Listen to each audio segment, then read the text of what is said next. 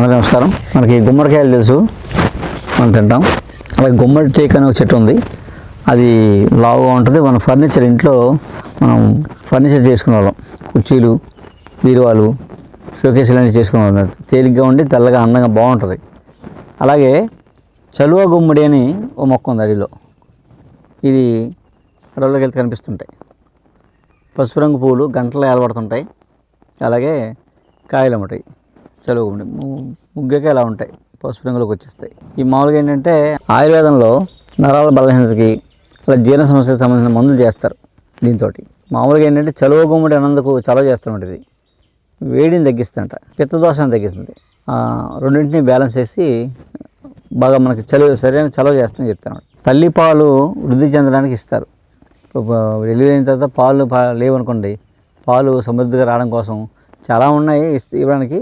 అలా చలువ గుమ్మడి కూడా పాలు వృద్ధి అవడానికి ఇస్తారు.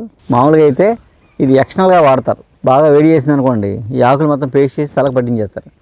తల అయితే ఒళ్ళంతా చల్లబడిపోద్ది అనుకుంటే అలా చేస్తారు చలువ చేయడానికి. మనకి ఆకుకూరలు చల్లకాలు ఉన్నాయి, చల్లగా మర్చిపోయాం కూడా మనం. ఇప్పటికీ కొన్ని కూరలు మన గిరిజన ప్రాంతంలో తింటున్నారు. అక్కడ కూడా కొన్ని కూరలు మర్చిపోయారు వాళ్ళు కూడా. అలాగే అందులో ఇది గంగపావలి. ఇది ఇంకా ఇప్పటికీ అక్కడక్కడ తింటున్నారు. దీని గురించి తెలుసు. ఇది చూసారా, పసుపు రంగు పూలు పూసింది. ఇది సన్నపావలి. ఇది మామూలుగా ఇది కూడా కూర వండి తింటారు అనుకోండి. ఇది యాంటీ ఫంగల్, అంటే తామర గజ్జి అలాంటివి పోతాయి. మనం ఎక్కువ నీళ్ళలో ఉండి పనిచేసేవాళ్ళు, రజకులాళ్ళు ఎక్కువ అట్టు తిన్నప్పుడు ఎక్కువ నీళ్ళలో ఉండడం వల్ల ఆ ఫంగస్ వచ్చి వాళ్ళకి ఇంక పోదు, జీవితాంతం అలా ఉండిపోద్ది కాలు మీద. దానికి తింటే తగ్గిపోద్ది అనమాట. అలాగే ఫంగల్ ఇన్ఫెక్షన్స్ రాకుండా ఉంటాయి ఈ తినడం వల్ల, ఈ కూర తినడం వల్ల. అలాగే ఈ రకరకాల కూరలు, అంతరించిపోయే కూరలు, దాదాపు ఆకుకూరలు మనం మడులు వేసి పెంచుతున్నాం అండి. ఇవన్నీ ఒక 2 ఏళ్ళ నుంచి సేకరించిన విత్తనాలని ఒక్కొక్క మొక్క సంపాదించుకొచ్చి వాటిని ఈరోజు కొంచెం మడులు కట్టి మనం అన్నిటినీ డెవలప్ చేస్తున్నారు. రేపు పొద్దున ఎకరాలు వేసి మనం తర్వాత తరానికి అందించాలని, ఈ ఫుడ్ అందరూ ఈ ఫుడ్ తినాలనే ఉద్దేశంతో మనం పాత వంటలను ఎలా మర్చిపోతున్నామో పంటలని మర్చిపోతున్నాం, అలా పాత ఇలాంటి మొక్కల్ని మర్చిపోతున్నాం. మనం ఆకుకూరలు మర్చిపోతున్నాం అన్నమాట. అవి కూడా అంతరించిపోతున్నాయి. దేని యందు శ్రద్ధ కలదో అది మన దగ్గర ఉంటుంది. దేని యందు శ్రద్ధ ఉండదో అది వెళ్ళిపోద్ది ఇంకో చోటకి. మళ్ళీ ఎప్పుడైనా దాన్ని శ్రద్ధ పెడితే ఆటోమేటిక్గా ఏమైనా వస్తాయన్నమాట. అలా శ్రద్ధగా చేస్తే మనం ఏం కావాలనుకుంటున్నామో అదే దాన్ని తపస్సు అంటాం, దీక్ష అంటాం, ఆ సంకల్పం అంటాం కదా. అది మనం బలంగా అనుకున్నాం అనుకోండి, అవన్నీ మన దగ్గరికి వస్తాయి. నేచరు చాలా గొప్పది.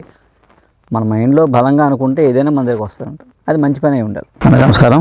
మామూలుగా చెట్టు మనం పల్లెటూరుకి వెళ్ళినప్పుడు బాగా కనిపిస్తుంది. అడవి ప్రాంతంలో ఎక్కువ ఉంటాయి. తొగరు చెట్లు అంటారు, తొగరు చెట్టు. మామూలుగా ఇది అందరికీ ఎలా తెలుసు అంటే మనం దీని గురించి తెలుసు అందరికీ. ఈరుబ్బని ఉంటుంది, ఈర్లు ఇలా పెట్టుకుని ఇలా ఈరుస్తారు. అంటే తలలో ఈర్లు ఉంటాయి, పేలు ఈర్లు. ఆ ఈర్లు పోయిన ఈళ్ళ కోసం ప్రత్యేక దువ్వెన ఉంటుంది, చెక్కది. దాంతో ఇలా లాగితే ఈళ్ళన్నీ పోతాయి అన్నమాట. ఈళ్ళు ఏంటంటే ఆ పేలు దాకా ఎగ్స్ అనమాట, అవన్నీ గుడ్లు అలా పట్టేసి ఎంటుకుని పట్టుకుని ఉంటాయి, మళ్ళీ పిల్లలు అయిపోతుంటాయి. ఓ పట్టాను పోవు, ఎన్ని రాసినా మళ్ళీ వచ్చేస్తుంటాయి. మామూలుగా ఏంటంటే అవి లాగడం కోసం మామూలుగా పేలైతే దువ్వుతో వస్తాయి, మరి ఈళ్ళు ఎలా వస్తాయి? అందుకని ఇది ఇంకా చక్కదనమాట. అది ఇలా ఫ్లెక్సిబుల్గా ఉంటుంది, ఇలా నొక్కితే పట్టుకుంటుంది ఎంటుకొని. కాబట్టి ఇలా లాగేస్తే ఏమవుతాయి, శుభ్రంగా జారి వచ్చేస్తాయి అన్నమాట, వచ్చిపోతాయి. అలాగే దీంతో ఈరుబ్బని చేస్తారు. అలాగే దాని పూలు చాలా మంచి సువాసన ఉంటుంది. మనం సంపంగిలాగా అంత ఘాటుగా వాసన వస్తుంది. మనం ఏదైనా ఇలాంటి చెట్టు కనపడినప్పుడు పూలు చక్కగా తెల్లగా ఉంటాయి, మొలగైతే తెల్లగా ఉంటాయి రంగు. ఇవి మనం మొలగా కట్టుకుని దేవుడి పటానికి అది వేసుకోవచ్చు, ఇంట్లో ఉంచుకోవచ్చు. ఈ వాసన పీల్చడం కూడా మనకి కొంచెం మంచి ఆరోగ్యం వస్తుంది. ఈ చెట్టుని బట్టలకి రంగులు వేస్తారు. అంటే నేచురల్ కలర్స్ అంటాం కదా, సహసిద్ధంగా లభించే రంగులు. చాలా రంగులు మనం చేసేవారు పూర్వం. పెయింటింగ్స్ కూడా వేసేవారు.